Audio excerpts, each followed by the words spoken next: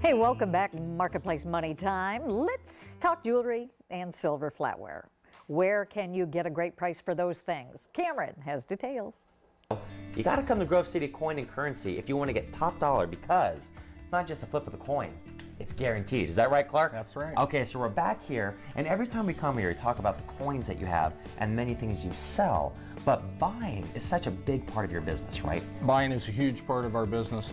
We encourage people to check around when you're selling your goods. Make sure you get top dollar. Check our reviews online. That kind of speaks for itself. Yeah, and I want you to dive into that because you are established here in Grove City. What are the advantages to coming here, not just to buy something from you, but to sell something to you? Well, the advantages of selling something to me is we're a local business. I have one shop. We put all of our expertise inside this one shop. I have two people on the payroll, myself and one other person, so there's not, a lot of people eating from the plate, so to speak. And that allows us to pay top dollar on everything. That's fantastic. So let's talk about what you buy. Primarily, the big thing is jewelry, because a lot of people probably have, relatives' jewelry, things lying around that they don't necessarily wear all the time. Correct.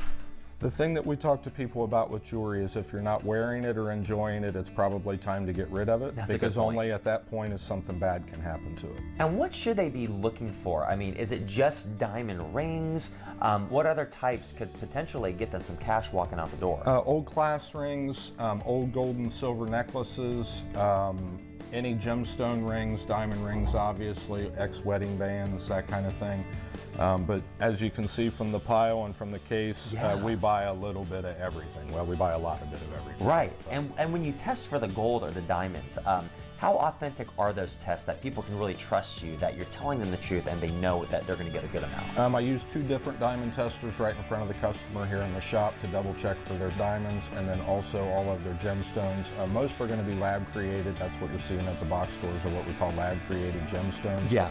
But we do also check to see, if there are any actual rubies, sapphires, emeralds, that kind of thing. And I saw before, you had some customers in, you showed them exactly what they were looking at, and it's not like you took it in a different room and then came back and said, oh, this is how much I can give you. They know exactly what it is. Right, everything's transparent, it's all done right on the counter.